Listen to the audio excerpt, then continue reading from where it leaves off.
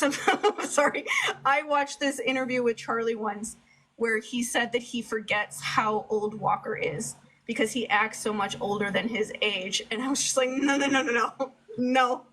That is a child. He is 15. He is a freshman in high school, and you are 20. Mm-hmm. Like, I was like, I really hope that there's somebody around them that reminds him this is a child.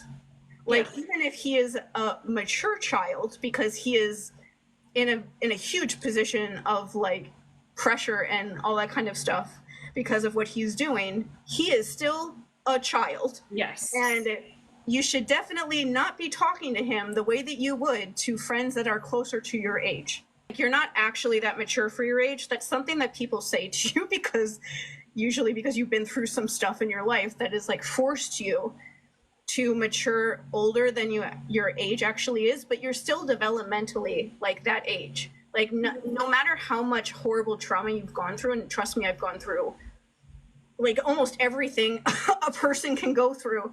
The only thing that didn't happen to me was getting trafficked. Everything else happened. And so, yes. and like some of that was happening when I was a teenager. And a lot of times I think people didn't think that things were that bad because I acted like I was fine. Mm-hmm. Because I just learned how to do that from a very young age. You're not actually fine though. Yeah.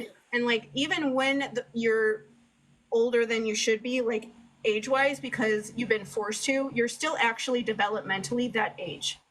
Yes. And so there's never a time when you're responsible if somebody takes advantage of you because you are that age. That's always their fault. There's like literally no scenario anyone can ever give me where that is like the child's fault. It's physically impossible. Exactly, yeah.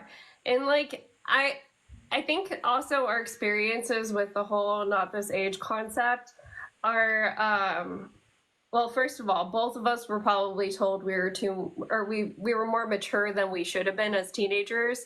I don't feel like a real adult right now because I have no self-regulation because I had to be mature very young. And like both of us, we don't feel like real adults right now. And we can say that because we had to be mature so young. Yeah, if you ever wonder like why two adults are into Percy Jackson, it's because we're actually being kids. Like, this is like the closest we can get to like enjoying like an innocence that we never ever had when we were actually kids.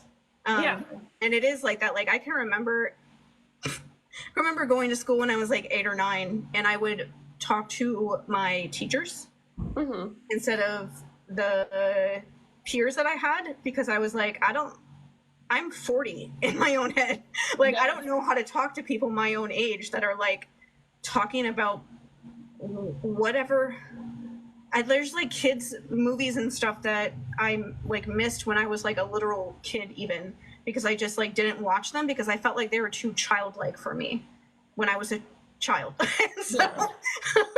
Which is why as I get older, I like looking into things like being interested in things like this, because I didn't get any of that stuff when I was younger. But that's like what happens when you're forced to grow up when you're way too young, is like when you're older, you're like trying to figure out who you are and also trying to like find that sort of happiness and like innocence, like inner child, any of those words that people say, you're trying to find it somewhere else, because like I hate nostalgia because I don't actually like any of it. Like, people are like, oh, I would love to go back to the 90s. I was like, I would rather die. Yeah. Like, you cannot make me do that.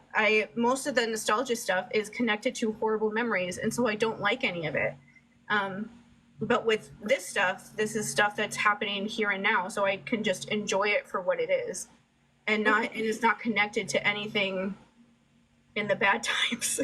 But that's like the kind of thing that can happen when you're a kid that's forced to go through that when you're younger. Then you end up in this sort of situation when you're older. So it's always if it's possible for you to tell somebody what is going on, it's always a good idea to tell someone, even if they can't fix everything, even if they can't like get you out of it.